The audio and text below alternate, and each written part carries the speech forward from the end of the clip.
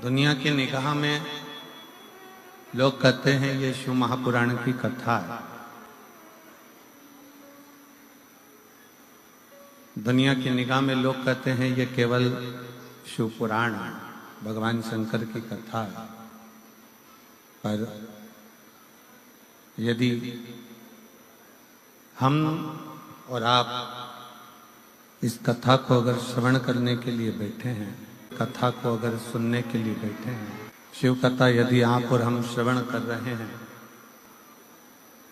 तो ये मानकर चलें कि ये केवल एक पुराण नहीं है,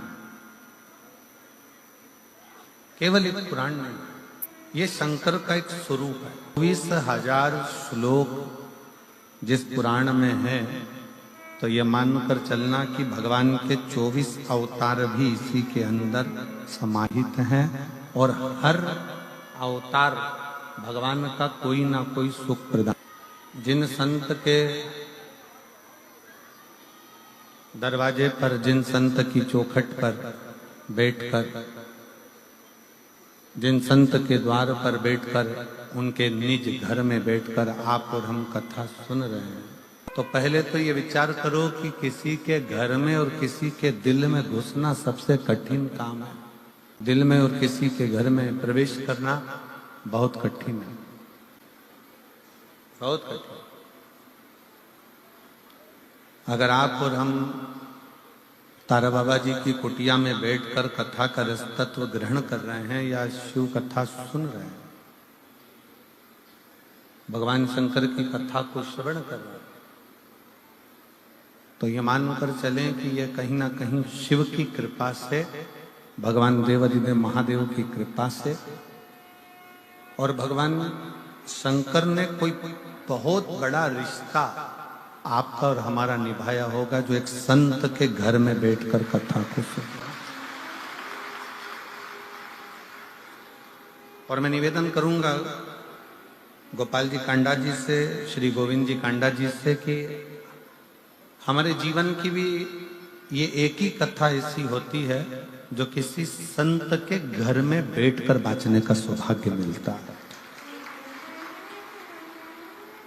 किसी संत के घर के अंदर बैठकर, संत की कुटिया में, इसका नाम ही तारा बाबा की कुटिया है, उस कुटिया के अंदर बैठने कर बांचने का जो सौभाग्य मिलता है वो केवल यहीं सिरसा में ही मिलता है।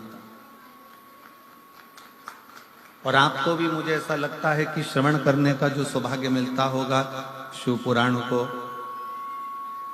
जितने लोग आस्था चैनल पर कथा सुन रहे हैं, जितने फेसबुक यूट्यूब पर कथा सुन रहे हैं, जितने इस पवित्र प्रांगण में अंदर बैठकर और बाहर के पंडालों में जो बैठकर कथा सुन रहे हैं, उन सब से निवेदन है कि दिल से सुन,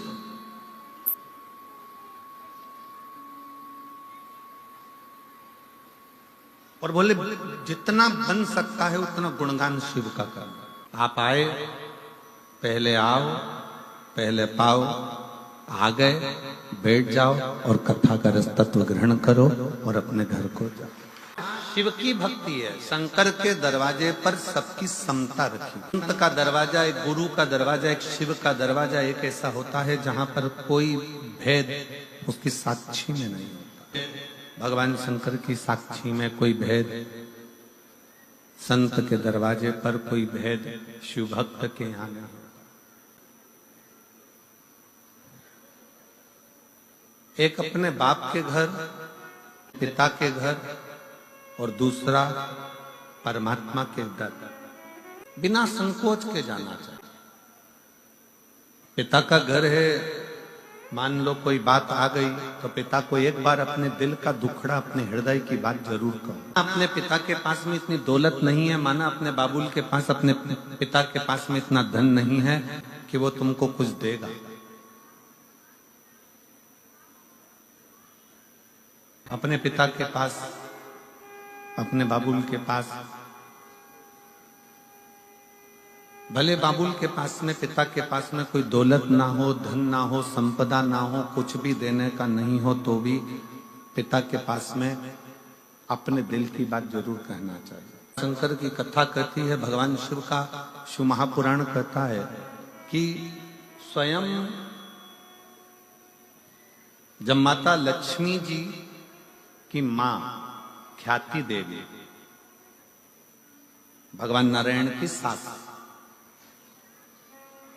भगवान विष्णु जी की सासू ख्याति देवी अपनी बेटी लक्ष्मी को जब ज्ञान उपदेश देती हैं तो लक्ष्मी जी से कहती हैं कि लक्ष्मी, जब मन में कोई विडंबना उत्पन्न हो, मन में कोई तकलीफ उत्पन्न हो, मन में विडंबना उत्पन्न हो, मन में कोई कष्ट हो, मन में कोई विचार आ रहा हो, तो अपने पिता से और अपने परमात्मा से, पिता से भी कहो, परमात्मा से भी कहो। किस लिए? लक्ष्मी जी ने पूछा कि अगर सर्वस्व अपने भीतर है तो अपना दुखड़ा पिता से क्यों कहना, परमात्मा से क्यों कहना? माता लक्ष्मी जी से माता ख्याति देवी कहती हैं कि दो जगह अगर पिता कुछ भी नहीं देगा तो भी चलेगा और परमात्मा कुछ भी नहीं देगा तो भी चलेगा, बस पिता और परमात्मा के पास जाकर जब हम कुछ बोलते हैं तो आधा दुख तो हमारा वैसे ही समाप्त हो जाता है।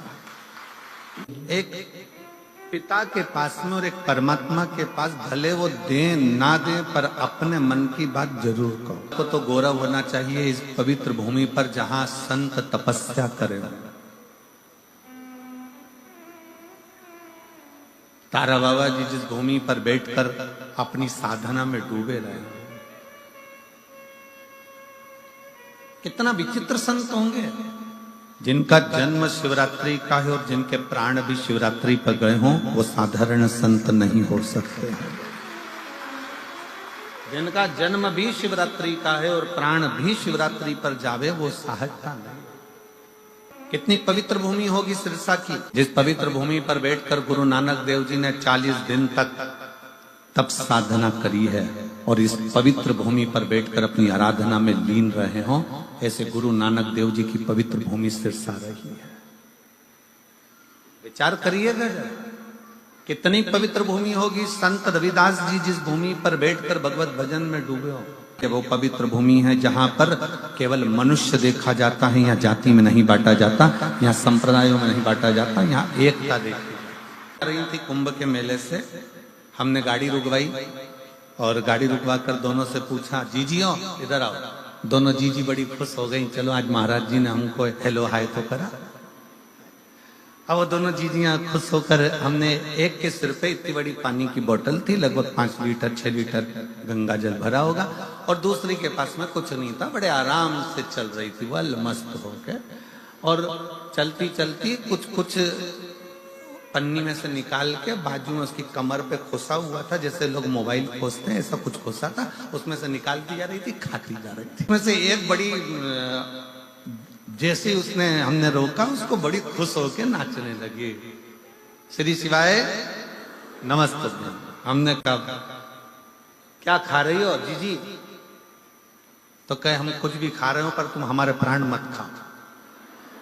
पहले ये बताओ कि गुरुजी की कथा कहाँ चल रही है? तो हमने कहा तुम कथा सुनने नहीं आई थी क्या प्रयाग में? तो कहे नहीं गुरुजी, हम तो ढूंढ ढूंढ के थक गए, जब आखिरी सिरा हो गया सब तो ढूंढ ढूंढ के थक गए, आपकी कथा नहीं मिली, तो फिर एक जगह पे भंडारा खाया, गंगा नहाए, अब जाने का समय आ गया, पर अब तुम्हारे दर्शन हो गए। ये बताओ गुरुजी की कथा कहाँ चल रही है? अब हमने कहा आज तो कथा का आखिरी दिवस है, अब तो कल सिरसा में चालू होगी। अब कथा का आखिरी दिवस है, कल सिरसा में चालू होगी। हम नहीं बोले, उससे पहले जो पास में गंगा जल लेके चल रही थी ना सिर पे, वो चिल्ला के बोली, वो तारा बाबा की कुटिया में। हमने कहा हाँ।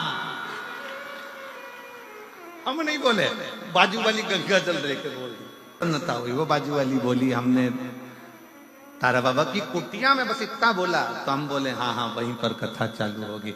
बस हम भी, वो कौन सा गांव वाला था, गंगापुर वगैरह, यहाँ पास में कोई लगा, राजस्थान का कोई सा गांव लगा हुआ है सिरसा के पास में, गंगानगर के, गंगानगर कितना यहाँ से बाजू में ही है, 150 किलोमीटर। हाँ तो वो कभी भी कूद के आ सकते हैं, पक्का। हम गंगानगर के आसपास, बड़ी प्रसन्नता हुई कि कितनी प्रसन्नता लोगों के हृदय में है। शिव तक दरवाजा, पिता का दरवाजा और परमात्मा का दरवाजा एक ऐसा होता है जहां कुछ नहीं भी मिले ना, वहां दिल खोलकर बोल देना चाहिए कि मेरे जीवन का ये दुख है वो कटेगा। पिता के पास दौलत नहीं है, पिता के पास धन नहीं है, पिता के पास वैभव नहीं है, पिता के पास तुम्हारे पास देने के लिए कुछ भी नहीं है। संत के पास खुद फटा हुआ कपड़ा हो, तन पर एक पिछोड़ा डालकर जो बैठा हुआ हो, टाट पर बैठता हो, जिसके पास पानी पीने के लिए भी पूर्ण पात्र ना हो, बिछा हुआ एक छोटा सा एक टाट का कपड़ा, तन पर एक फटा सा कपड़ा, अंगोछा तन पर बंधा हुआ संत अगर बैठे हुए हों और वो संत बैठा हुआ है और कहीं किसी रूप में किसी आनंद के साथ तुम अपने पिता के पास भी कुछ ना हो और संत के पास भी कुछ ना हो तो भी अपने दिल की बात जरूर कहना चाहिए। संत परमात्मा पिता कब कृपा की दृष्टि कर देते हैं ये पता नहीं चल पाता और हमारा कल्याण कर देते। पिता से भी कहो, परमात्मा से भी कहो, दोनों से। तेरे मंदिर में आना मेरा काम है और मेरी बिगड़ी बनाना तेरा। अब जाओ कहो, कर भगवान कैसे ना दे। केवल एक 33 कोटि देवता में केवल एक देव है, वो है देव अधिदेव महादेव, जिनके पास में असंभव शब्द ही नहीं है। एक ही शब्द है उनके पास, संभव, और वो संभव शब्द भी शंभु शब्द से जुड़ा हुआ। संभवता का शब्द तो लेकर ही नहीं गए। छोटी है माता पार्वती जी, 5 वर्ष की आयु है माँ जगज्जननी जगदम्बा दुर्गा की। 5 वर्ष की आयु में माता पार्वती जी अपने पिता के साथ में बगीचे में भ्रमण कर रही थी। बगीचे में भ्रमण कर रही और इतना बोल रही हैं, इतना बोल रही हैं, एक बेटा और एक बेटी, दोनों में जमीन और आसमान का अंतर होता है। बेटा और बेटी में जमीन आसमान का अंतर होता है। बेटा संसार में बोलता है, घर के अंदर आते से चुप हो जाता है, और बेटी घर में इतना बोलती है, बाहर निकलकर चुप हो जाती है। ये बेटा और बेटी का अंतर है। लेकिन अपने पापा के पास में रात के 11 बज रही हो ना तो भी बात करने में लगी रहेगी। बेन बेन बैठ जाए तो रात के 2-1:30 तो यूं ही बजा दे। 2-3 बजे तक तो इनका ठिकाना ही नहीं पड़ता। फिर घर में पिताजी चिल्लाएंगे, सोगी कब? बस पापा आधे घंटे में, तुम तो सो जाओ, हमारी चिंता मत करो। और बाप खुद ऐसा है कि तकिया लगा के कम्बल ओढ़ के इन दोनों की बात सुनता रहता है। क्या बोल रही है जरा मालूम तो पड़े, इनकी बात क्या, इनका क्या काम चल रहा है, क्या बोल रही है। फिर पिताजी अपनी पत्नी को भी चिल्लाएंगे, अरे इनको बोल दे सो जाए, रात के 1 बज रही है, बोलते क्यों नहीं, बोल दे जाके, जा कि सो जाओ। इतने में तुरंत पत्नी भी कह देगी, तुम्हें क्या करना, वो अपनी जाने, तुम तो सो। फिर पति कहेगा, तू तो सो। पत्नी कहती है, मुझसे क्या करना तुमको, तुम सो जाओ। अब बेचारी मोड़ी आई है, छोरी आई है, बेटी आई है, अगर मैं उनके साथ में नहीं बोलूं तो वे कौन बोलेगा, मैं नहीं सो रही, अभी तुम सो जाओ। अब इसको भी नींद नहीं आ रही क्योंकि इसका दिल जो बेटी आई है ना उसमें लगा हुआ है कि दोनों बात क्या, दोनों बेटी। एक बेटी का चरित्र, एक बेटी और बेटे में जमीन आसमान का अंतर होता है। बेटा बाहर बोलेगा पर घर में आकर चुप हो जाएगा, एकदम मौन, बोलेगा ही नहीं। बहनें जान कर बोलती है, भैया कुछ तो बोल, अरे जरा सा तो बोल। भैया बेचारा मुस्कुरा के इधर उधर उधर घूम फिरा बाहर बोलेगा। पर बेटियों की आदत रहती है, वो अपने घर में बोलती बहुत है, अपने पिता से, अपने बाबुल से, अपनी माता से, अपनी बहनों से बोलती। 5 वर्ष की आयु थी माता पार्वती जी की, 5 वर्ष की अवस्था माँ जगज्जननी जगदम्बा की, और सुंदर एक चोटी बांधी हुई है, आधे केश खुले हुए हैं, और बड़े प्रेम से सुंदर सुंदर लहंगा पहनी है, चोली पहनी है, और सुंदर सा एक जूड़ा बंधा हुआ है। बड़ी सुंदर सा फूलों की मालाएं गले में धारण करी है माता पार्वती। पुष्प का सुंदर कर्ण फूल पहनी है, पुष्प का ही बैंदा लगाई है, और पुष्प की ही करधोनी पहनी हुई है। 5 वर्ष की अवस्था में माता पार्वती जी अपने पिता के साथ हाथ पकड़कर बगीचा में भ्रमण कर रही थी, और बगीचे में भ्रमण करते करते पार्वती जी खूब बोल रही हैं, खूब बोल रही, खूब बोल रही।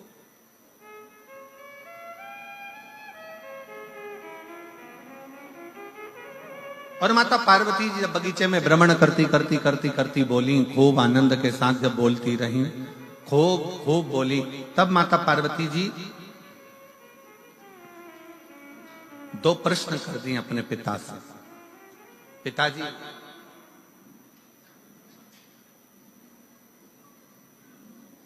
कोई ऐसा देव है संसार में जिससे जो मांगा जाए वो प्राप्त हो जाए? स्वयं माता पार्वती जी करे, स्वयं मां जगत जननी जगदम्बा अंबा करे, स्वयं माता पार्वती जी करे। कोई ऐसा देव है संसार में, कोई ऐसा देवता है जिससे जो मांगा जाए वो प्राप्त हो सकता है, वो प्राप्त हो जाएगा? जिसके पास पहुंचने के बाद सब कुछ संभव हो सकता है, कोई एक देव है ऐसा? भगवान हिमालय राज मुस्कुराकर अपनी बेटी को गोदी में बिठाकर पार्वती जी के शब्दों पर शब्द सुनने पर भगवान शंकर के लिए स्वयं हिमालय राज ने कह दिया कि केवल एक देव है जिसके पास असंभव शब्द नहीं, जिसके पास में असंभव शब्द नहीं है। केवल एक देव है, वो देव अधिदेव महादेव है, जिसके पास असंभव शब्द ही नहीं है, केवल एक ही शब्द है, संभव। स्वयं मां जगत जननी जगदम्बा पूछ रही हैं कि कौन देव है जो असंभव को भी संभव कर सकता? कौन देव है जो असंभव को संभव कर? हिमालय जी सुन रहे थे, माता पार्वती जी श्रवण कर रही हैं और पिता की गोद में बैठी हुई। पिता भगवान हिमालय राज ने अपनी बेटी पार्वती जी से कह दिया, केवल 33 कोटि देवता में केवल एक देव है जो असंभव को भी संभव कर सकता है, वो देव अधिदेव महादेव। केवल एक देव अधिदेव महादेव भगवान शिव। जब हम 1 लोटा जल चढ़ाने के लिए शंकर के मंदिर में प्रतिदिन जाते हैं, जब हम 1 लोटा जल समर्पित करने के लिए शिवालय में शंकर भगवान के नजदीक में पहुंचते हैं, जब हम 1 लोटा जल लेकर शंकर के करीब में जाते हैं, तो ये मानकर चलना कि कहीं ना कहीं भगवान शंकर की करुणा ऐसी होती है कि हमारे कार्य अपने आप सफलता की ओर बढ़ते चले जाते। शिव तत्व की प्राप्ति।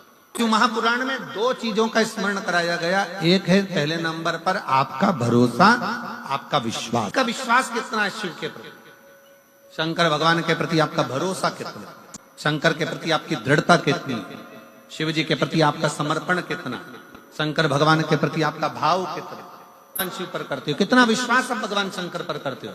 अगर आप हृदय से कथा श्रवण करने के लिए बैठे हो, 7 दिन का अगर आप नियम लेकर बैठे हो कि मैं तारा बाबा की कुटिया में 7 दिन शिव महापुराण की कथा सुनूंगी, मैं आई हूं बाबा के दरवाजे पर कथा श्रवण करने के लिए, और नियम लेकर समय पर कथा सुनना, आरती के बाद प्रणाम कर कर उठकर जाना, अगर आपने पूरा 7 दिन का नियम लिया है तो कहीं ना कहीं मेरा बाबा भी नियम रखकर तुम्हारी झोली भर ही देता है, खाली नहीं। ये शंकर की करुणा है, शंकर की दया है।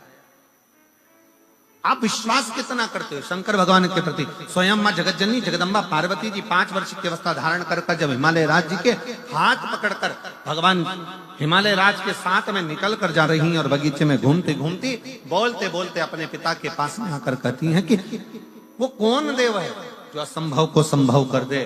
तब हिमालय राज अपनी वाणी में कह दिया कि वो केवल एक है, वो देव अधिदेव महा, जो असंभव को भी संभव कर सकते रहिए। भगवान शंकर का संवाद कर रहा है, शिव महापुराण की कथा कर। माता पार्वती जी ने अपने पिता से फिर कर दिया। छोटे हैं, बचपन में बेटियों की फिर वही बात आ गई कि एक बेटी अपने पिता के सम्मुख में जितना बोलती है, अपने पिता के सामने जो कह देती है वो कह देती। दूसरा प्रश्न फिर सामने अड़ गया और कहा, पिताजी बेटी का जन्म क्यों होता है? बेटी का जन्म होता क्यों? किस लिए जन्म लेती है बेटी? क्यों जन्म लेती है बेटी? ये दूसरा प्रश्न किया। क्यों होता है? घर में एक लड़की का जन्म होना, एक बेटी का जन्म किस लिए? फिर पिताजी ने कहा, हिमालय राज अपनी बेटी को लाड़ लड़ाते हुए, हृदय लगाते हुए, गोदी में बिठाते हुए कहते हैं कि बेटी, केवल एक स्त्री केवल एक स्त्री ही होती है जो इस संपूर्ण जगत के पालनकर्ता को जन्म भी दे देती है। संत तुकाराम को जन्म देने वाली भी एक स्त्री है, तारा बाबा जी को भी जन्म देने वाली एक स्त्री है, गुरु नानक देव जी को जन्म देने वाली एक स्त्री है, मीराबाई को जन्म देने वाली एक स्त्री है, कर्माबाई को जन्म देने वाली एक स्त्री है, नामदेव जी को जन्म देने वाली एक स्त्री है, बड़े बड़े जगत गुरु शंकराचार्य को भी जन्म देने वाली एक स्त्री है, बड़े बड़े महात्मा संत साधु सन्यासी तपस्वक साधक उपासक इनको जन्म देने वाली एक स्त्री है। और राष्ट्र में संसार में चाहे कोई कितना भी महान क्यों ना हो, उसको जन्म देने वाली भी एक स्त्री है। संसार की रचना में अगर कोई सम्मिलित होकर इस संसार की रचना को श्रेष्ठ बनाने वाली है तो वो एक स्त्री है। एक मां जगदम्बा माता पार्वती जी से कहा हिमालय राज ने कि बेटी का जो जन्म है, अगर संसार में एक स्त्री जन्म लेती है, एक बेटी जन्म लेती है, संसार में एक लड़की का अगर जन्म होता है, एक बेटी का अगर जन्म होता है, एक स्त्री का जन्म होता है, तो श्रेष्ठ संसार की रचना के लिए होता है। से यह अगला जो प्रश्न है, यह बड़ा विशेष प्रश्न माँ जगत जननी जगदम्बा माता पार्वती जी अपने पिता से कर रही हैं कि हे पिता, मान लो अगर पूरा संसार कहीं सुख ना दे, पूरा संसार कोई सुख प्रदान ना करे, उस समय मुझे क्या करना चाहिए? तब 5 वर्ष की बेटी को, 5 वर्ष की कन्या को हिमालय राज कहते हैं पार्वती, उस समय पर केवल एक शिव का स्मरण करना चाहिए। शंकर का करा गया स्मरण कभी खाली नहीं जाता। शंकर का करा गया स्मरण कुछ ना कुछ देकर ही जाता, कुछ ना कुछ प्रदान करता ही है। शिव से जब अपने लगन की बात, अपने हृदय की बात, अपने स्मरण की बात, अपने मन की बात करते हो, शिव उसको स्वीकार कर ले। स्मरण करिएगा, 2 तरह का पानी होता है, एक तालाब में भरा हुआ होता है, ठहरा हुआ होता है। तालाब में भरा हुआ पानी है, सरोवर में भरा हुआ पानी है, कुंड में भरा हुआ पानी है, खड्डे में भरा हुआ पानी है, कुएं के अंदर भरा हुआ पानी है। एक पानी वो है जो ठहरा हुआ है, और दूसरा पानी वो है जो बहता चले जा रहा है। बहता रखा हुआ है, भरा हुआ है, और दूसरा पानी वो है जो बहता चले जा रहा है, बहता चले। बहते हुए पानी को स्वच्छ बनाने के लिए जरूरत नहीं पड़ती है, वो पानी तो बह रहा है, चल रहा है, परंतु जो ठहरा हुआ पानी है ना, उसको स्वच्छ बनाने के लिए थोड़ा ना थोड़ा कुछ ना कुछ उसमें डालना पड़ता है। बनाने के लिए थोड़ा ना थोड़ा उसमें कुछ ना कुछ डालना पड़ेगा, जिससे वो पानी स्वच्छ बने। बह रहा है, उसको स्वच्छ बनाने की जरूरत नहीं पड़ती है, वो तो अपने आप बहता जा रहा है, बढ़ता जा रहा है, चलता जा रहा है। पी लो और आगे बढ़ता चले जाएगा। उसको स्वच्छ बनाने के लिए कुछ देने की जरूरत नहीं है। पर ठहरा हुआ पानी है, तालाब का पानी है, खड्डे का पानी है, बावड़ी का पानी है, कुंड का पानी है, सरोवर का पानी है, उसको अगर अच्छा बनाना है, कुछ ना कुछ उसमें डालना पड़ेगा, केमिकल आदि कुछ ना कुछ डालना पड़ेगा, जिससे ये ठहरा हुआ पानी श्रेष्ठ बने। की कथा कहती है 2 तरह के संबंध होते हैं संसार में, एक ठहरे हुए संबंध होते हैं और एक पानी की तरह बहते हुए संबंध होते हैं। कुछ दोस्त, कुछ लोग संसार में ऐसे मिलते हैं कि वो चलते चले जाते हैं, उनको ये नहीं मालूम कि किससे क्या संबंध निभाना है, वो तो बह रहे हैं, चल रहे हैं। और दूसरा संबंध वो होता है ठहरा हुआ, जैसे पति और पत्नी का संबंध है, जैसे माता पिता का बच्चों के प्रति संबंध है, जैसे बहन भाई का संबंध है, जैसा पिता पुत्र का संबंध है, जैसे बाप और बेटी का संबंध है, जैसे एक आपस का एक ठहरा हुआ संबंध होता है। वो संबंध को निभाने के लिए, उस संबंध को स्वच्छ बनाने के लिए आपको प्रेम का केमिकल उसके अंदर डालना पड़ता है, स्नेह और प्रेम देना पड़ता है, तब जाकर वो संबंध टिक पाता है। और प्रेम और स्नेह जहां प्राप्त हो गया, वहां अपने आप सुख की अनुभूति। हमें बहुत अच्छा लगा कांडा जी, आपके यहाँ जो ये कथा चल रही है, आज बड़ी प्रसन्नता का विषय से हम कहेंगे कि बहुत कथाओं के अंतर्गत पासों की व्यवस्था रहती है, पास की व्यवस्था, परंतु आज बड़ी प्रसन्नता इस चीज की है कि यहाँ कोई पास की व्यवस्था नहीं करते हुए जो आता जाए वो बैठता चले जाए, बस पहले आओ और पहले पाओ। महादेव भगवान शिव का चरित्र वर्णन कर रहा है, शिव पुराण कह रहे। पार्वती मैया से भगवान शिव कह रहे हैं कि असंभव, भगवान हिमालय राज कह रहे हैं कि असंभव को संभव करना शिव जाने। शंकर भगवान को तुमसे कोई चीज की आशा नहीं, शिव जी तुमसे कुछ नहीं मांगते, केवल एक आस है भगवान भोलेनाथ को, तुम्हारा प्रेम, तुम्हारा स्नेह, तुम्हारा विश्वास। इसलिए तुलसी बाबा ने शंकर भगवान को विश्वास रूपिण कहा कि शिव विश्वास रूपिण, शंकर विश्वास, शिव विश्वास का प्रतीक, शंकर विश्वास का स्वरूप। भजन कर रहे हो किस भरोसे के साथ आप शिवालय जा रहे हो, किस भरोसे के साथ। और एक और बात ध्यान रखना, संसार के लोगों पर भरोसा करोगे तो वो टूट जाएगा, और मेरे शंकर पर भरोसा करा तो वो कभी टूटने वाला नहीं, कभी नहीं टूटे। संसार के लोगों पर भरोसा करोगे तो वो टूट जाएगा। आप कितना भी अपनी बेटी की शादी कर कर देख लो, बेटों की शादी कर कर देख लो, आप दुनिया का कितना भी अच्छा काम कर कर देख लीजिए, तो भी लोग सामने नहीं तो पीछे निंदा जरूर करते हैं। ये लोगों की आदत कि हमने संसार के लोगों पर भरोसा करा, ये मेरे अपने हैं, ये मेरा अपना है, ये मेरा ये है, ये मेरा ताऊ, ये मेरी ताई, ये मेरा काका, ये मेरे काकी, ये मेरा रिश्तेदार, ये मेरा नातेदार, वो मेरे अपने, वो मेरे कुटुंब के, वो मेरे परिवार के। हमने अपनों पर भरोसा करा और वो भरोसा एक ना एक दिन टूटा ही, और कोई दूसरा नहीं तोड़ता तुम्हारे भरोसे को, अपने ही तोड़ते अपने। नानक देव जी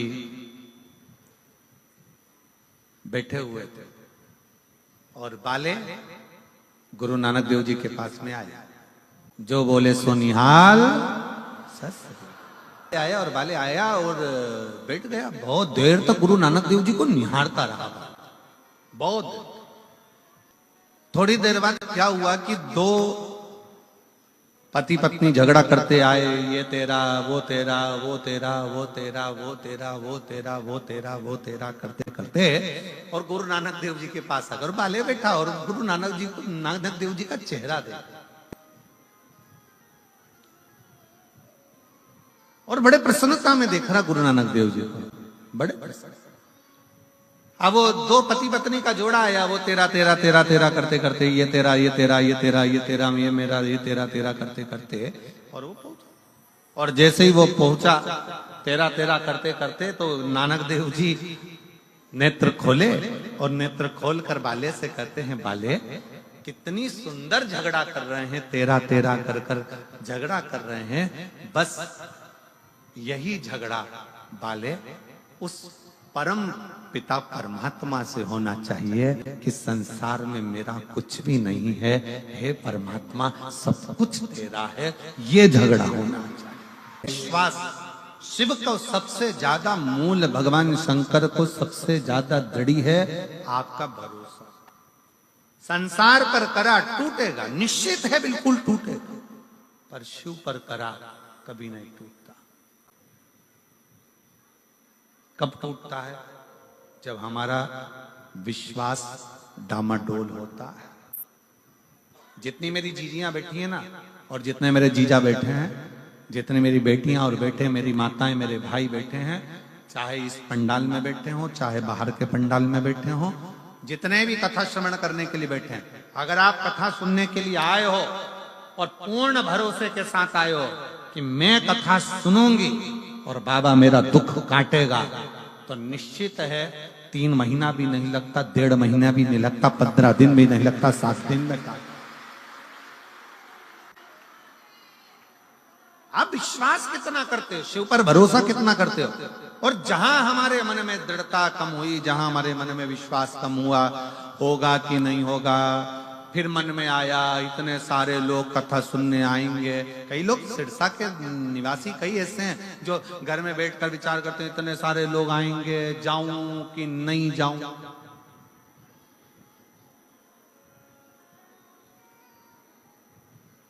इतने सारी भीड़ होगी, जाऊं कि नहीं जाऊं। तो फिर एक बात ये भी कह देना, बैकुंठ में भी तो इतनी भीड़ होगी, वहां जाके क्या करूंगी, फिर कोई दूसरा लोग चले जाऊं ना। हम कहीं जा नहीं सकते, आ नहीं सकते, पर शिव के आश्रित होकर, और मैं गोपाल जी, गोविंद जी आपको कहूंगा इस चीज के लिए, भले ये व्यासपीठ आपकी तारा बाबा की कुटिया में बहुत कथा होती है और बहुत विद्वान बहुत बड़े बड़े संत साधु गुरुजन, बहुत बड़े बड़े संगीतकार और बहुत बड़े बड़े सेलिब्रिटी, शिव जैसा नहीं संसार में। शिव महापुराण की जो तारा बाबा की कुटिया की जो कथा है, ये कथा केवल कथा नहीं है, केवल कथा नहीं।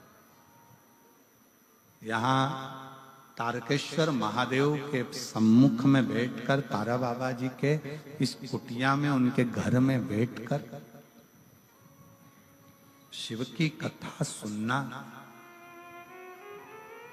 सारे तीर्थ एक ही जगह पर, सारे स्वयं मां शबरी अम्बा के सम्मुख में मेरे राघव जी, मेरे राम जी कहते हैं, प्रथम भगति संतन कर संगा और दूसरी रति मम कथा प्रसंगा।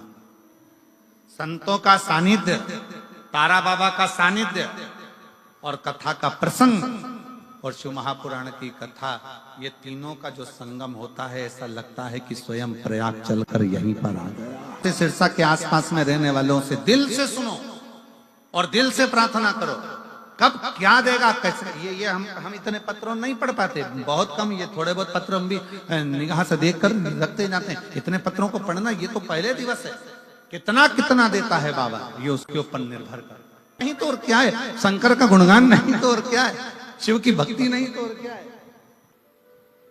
जिस समय पर मणि चोरी का इल्जाम भगवान कृष्ण पर लगा, बहुत भागवत हुई है यहाँ तो, तारा बाबा की कुटिया में तो भागवत बहुत हुई है, और आप लोगों ने सुना भी होगा, सुना होगा प्रसंग। मणि चोरी का इल्जाम भगवान कृष्ण पर लग गया। भगवान मणि ढूंढने के लिए गए, मणि ढूंढने के लिए गए, भालू का पुत्र, जामवंत का पुत्र उस मणि से खेल रहा। सुना है ना प्रसंग? जम के तो बोलो। आजकल सिरसा वालों ने बोलना बंद कर दिया है क्या? चोरी का इल्जाम भगवान पर लगा, मणि ढूंढने के लिए गए, मणि ढूंढ कर आए, और मणि ढूंढ कर जब गए, बालक खेल रहा था, उसके साथ में जामवंत के साथ भगवान का युद्ध हो गया, और युद्ध हुआ तो भगवान जामवंत ने भगवान द्वारकानाथ के सम्मुख में अपना हाथ जोड़कर प्रार्थना कर कर कहा, प्रभु मैं आपको पहचान गया और मेरा निवेदन स्वीकार करो, मेरी बेटी का विवाह मैं आपके साथ करना चाहता हूं। भगवान स्वयं चिंता में पड़ गए। भगवान ने पूछा कि तुम अपनी बेटी का विवाह मेरे साथ करना चाहते हो? हाँ। भगवान ने पूछा तुम कौन है, मालूम है तुमको? जामवंत कहते हैं हाँ मैं जामवंत। किसने देखा है? राम कथा में जामवंत को देखा है तुम लोगों ने? अरे जम के तो बोलो जरा, ठीक है, तुम्हारे जैसा था? नहीं, भालू जैसा था। देखा है कि नहीं देखा? जम के बोलो। बकरा बकरी का छोरा छोरी बकरा बकरी जैसी होता है, बंदर का छोरा छोरी बंदर जैसा ही होता है। बोलो, बोलते जाओ जरा, हाँ है कि नहीं? ऊंट का छोरा छोरी ऊंटना ऊंटनी जैसा ही होता है। बोलो सही है कि गलत है? भेड़ का छोरा छोरी भेड़ जैसा ही होता है। मछली का छोरा छोरी मछली जैसा, मगरमच्छ का छोरा छोरी मगरमच्छ जैसा, शेर का छोरा छोरी शेर जैसा, तो भालू का छोरा छोरी भालू जैसा। अब बताओ ईमानदारी से, भगवान कृष्ण को चिंता नहीं लगेगी कि इसने तो डायरेक्ट शादी का प्रस्ताव रख दिया कि मैं आपके साथ में मेरी बेटी का ब्याह करना चाहता हूं। भगवान चिंता में पड़ गए, ये ऐसा है तो छोरी कैसी हो? भगवान बोले मैं 24 घंटे तो पहले मैं सोचूंगा फिर ब्याह करूंगा, तो फिर मैं डायमंड भी नहीं दूंगा, वो जो हीरा था वो रख लो। ठीक है। भगवान बैठे शांत चुप नमन। भगवान ने कहा ठीक है मैं विवाह करने को तैयार हूं, पहले लड़की देखूंगा। ठीक है चलो। अब जो जामवंती को देखने के लिए भगवान गए, अब भालू की छोरी थी, कोई अपने जैसी तो होगी नहीं। बड़े बड़े चेहरे पर बाल, लंबा मुंह, हाथ पैर पे बाल, नख बड़े, भयंकर सा स्वरूप।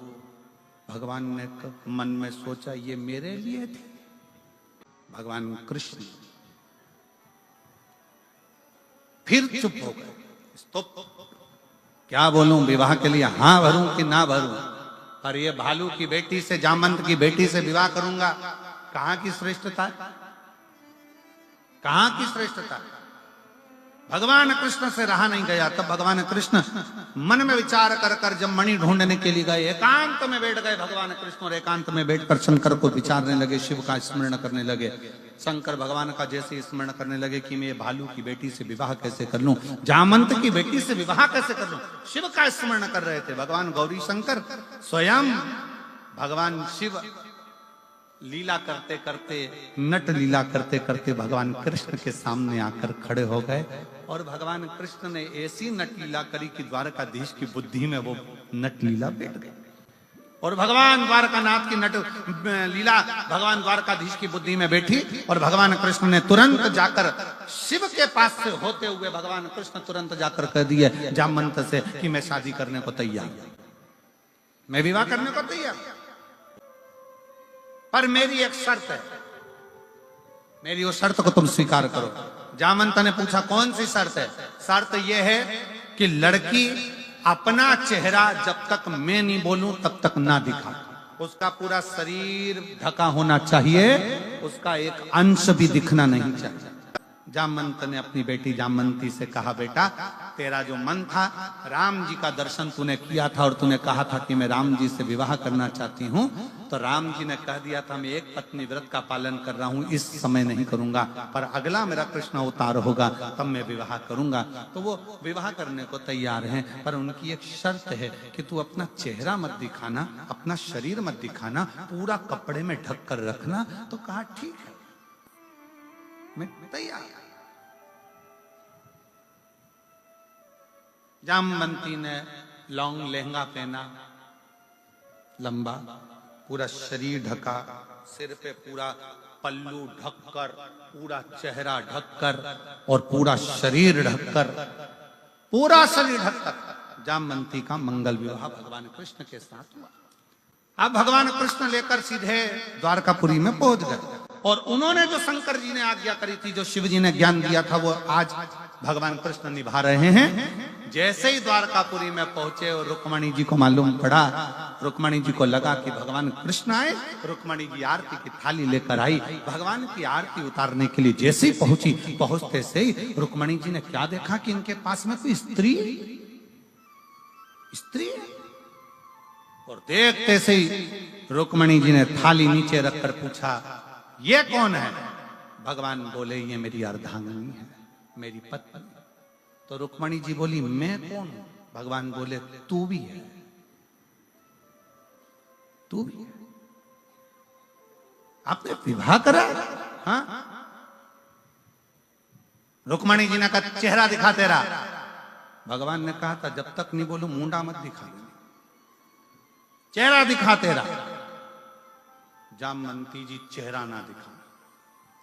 रुक्मणी जी ने पूछा द्वारकानाथ से, प्रभु ये अपना चेहरा क्यों नहीं दिखा रही है? भगवान ने कहा बहुत सुंदर है, इतनी सुंदर, इतनी सुंदर। रुक्मणी जी बोली मुझसे ज्यादा सुंदर है?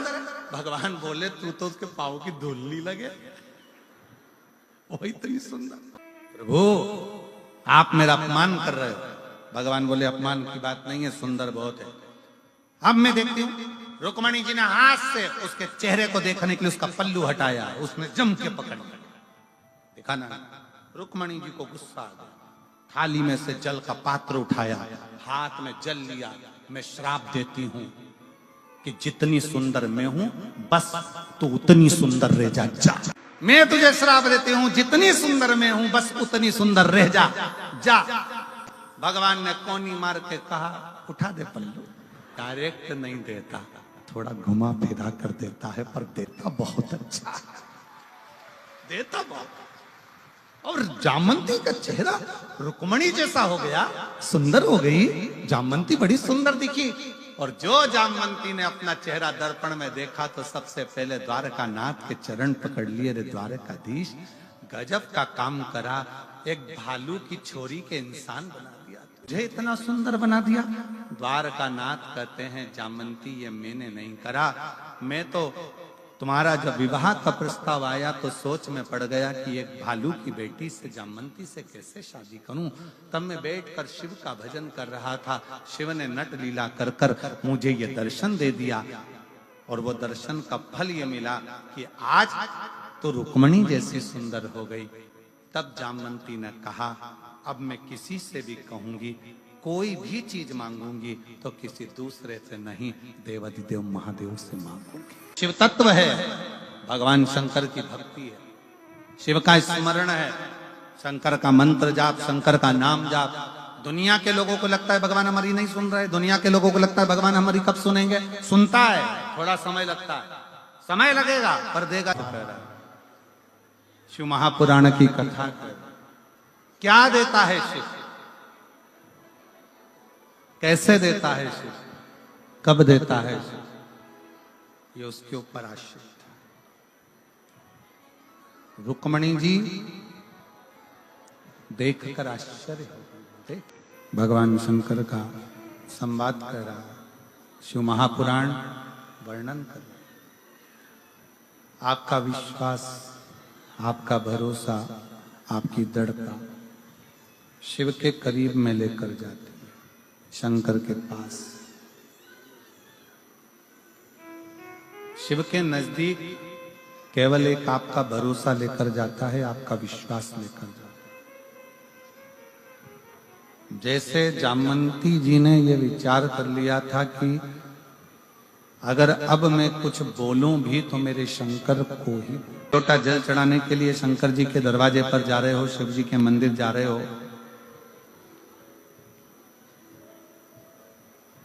शिव के करीब में जा रहे हो तो ये विश्वास मानकर जाना कि मैं शंकर को अपने हृदय का भाव कहने के लिए, अपने दिल की बात कहने के लिए।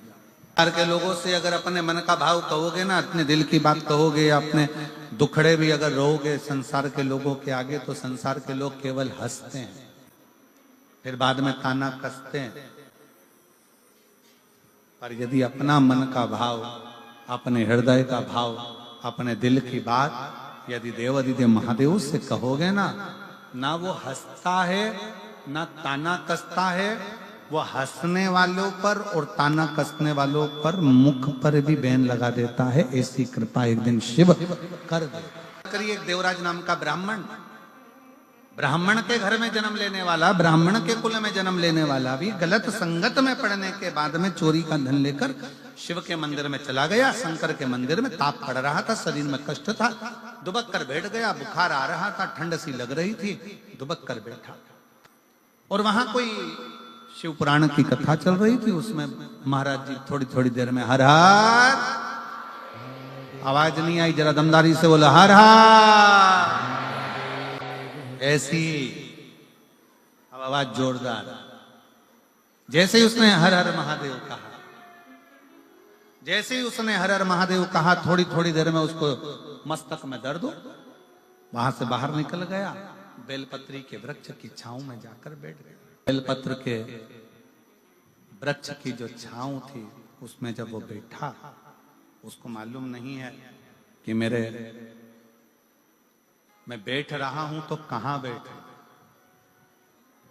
और बहुत ध्यान देने वाला विषय है, मक्खी कबाड़े पर जाकर बैठती है तो उसकी कोई कीमत नहीं होती। मक्खी शक्कर पर जाकर बैठती है, उसकी कोई कीमत नहीं होती।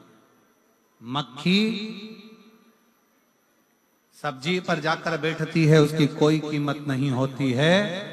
पर मक्खी सोना तुल रहा हो, हीरा का केरट निकाला जा रहा हो, और मक्खी सोने पर जाकर बैठ जाए या हीरे का केरट निकल रहा हो, उस हीरे पर जाकर बैठ जाए तो मक्खी भी करोड़ों की और लाखों की हो जाती है। यह आपके ऊपर निर्भर करता है। किस स्थान पर बैठ रहे हो ये आपके ऊपर निर्भर करता है। आप किस जगह पर बैठ रहे हो ये आपके ऊपर निर्भर करता है। किसकी संगति में बैठ रहे हो ये आपके ऊपर निर्भर करता है। आज तारा बाबा जी की कुटिया में बैठे हो ना, तो अपने आप को गौरवान्वित समझना कि आज बाबा की कृपा से शिव कथा में हमारी कीमत बढ़ी है। हम कीमती हुए। ब्राह्मण बेलपत्री के वृक्ष के नीचे, बेलपत्र के वृक्ष की छांव में उसके प्राण छूट जाते हैं और उसके प्राण गए देवराज नाम के ब्राह्मण के। जब प्राण चले गए, भगवान देव अधिदेव महादेव भगवान शिव उसको लेने के लिए स्वयं क्यों आए? एक बेलपत्र की छांव के नीचे एक शंकर का शिवालय देवालय और एक अपने गुरु की छांव के नीचे गुरु की शरणागति में। ये तीन जगह ऐसी है जहां व्यक्ति जब जाकर बैठता है तो उसका कल्याण निश्चित होता ही होता है। कल्याण होता है। गुरु के चरणों में जाकर बैठिए, आपका कल्याण निश्चित होगा। शिव के मंदिर में, शिवालय में, शंकर की चौखट पर जाकर बैठिए, आपका कल्याण निश्चित होगा। और बेलपत्र के वृक्ष की छांव में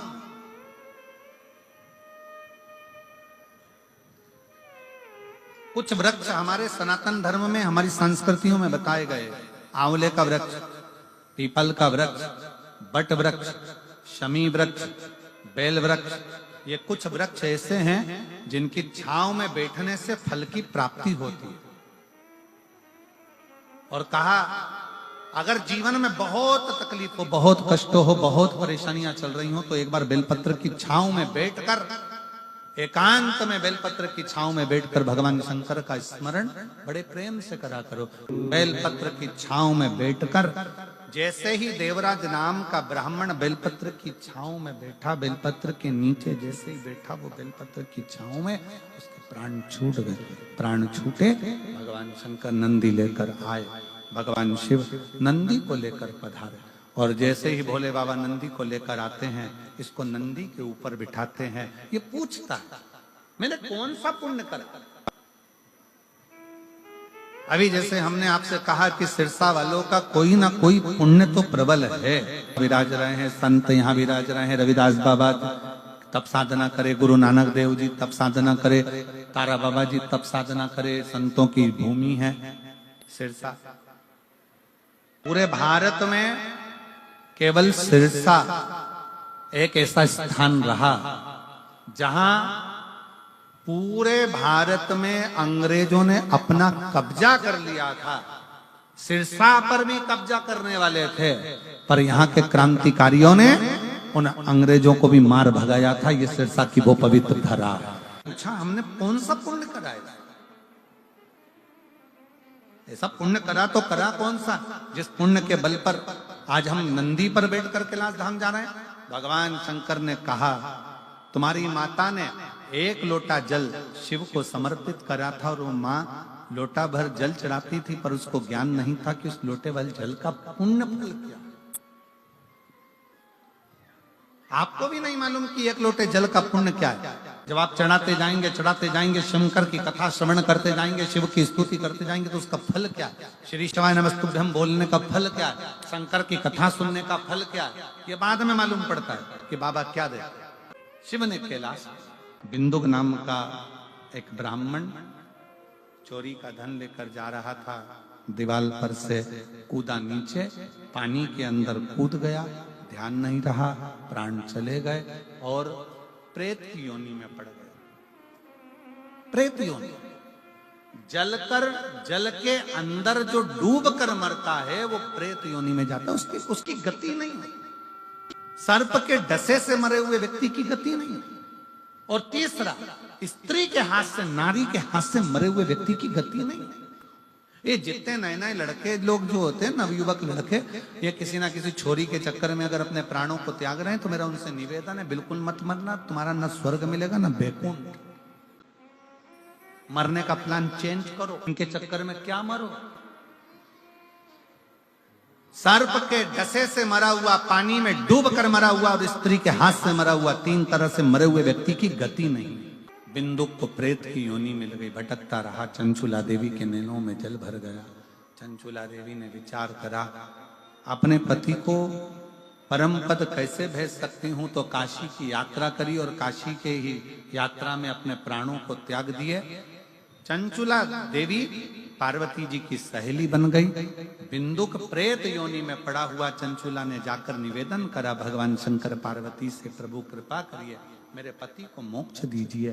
तब तमरुका जी के मुख से शिव महापुराण की कथा को श्रवण किया है और तमरुका जी के मुख से कथा को सुनकर बिंदुक प्रेत योनि में शिव तत्व को धारण करता है। स्वयं ईश्वर जी, गोरा जी, स्वयं गणा और गौर बनकर भगवान शंकर पार्वती आ रहे हैं। एक बार जोरदार ताली बजाकर गणा और गौर बनकर शिव जी आए हैं। ईश्वर जी और गोरा जी के लिए जोरदार ताली बजाएं, गणा और गौर के लिए। गणगौर बनकर, गणा और गौर बनकर भगवान शंकर पार्वती यजमान बनकर कथा का रसतत्व ग्रहण करते हैं। आज कथा का प्रथम दिवस सिरसा हरियाणा में चल रही कथा तारा बाबा की कुटिया में यहाँ पर विराम ले रहा है। प्रथम दिवस 7 दिवसीय शिव महापुराण की कथा चल रही है। 2 बजे से 5 बजे तक कथा का समय है। बड़े भाव से आप और हम कथा का रसतत्व ग्रहण करते हैं और अपने जीवन को आनंदित करते हैं। हर हर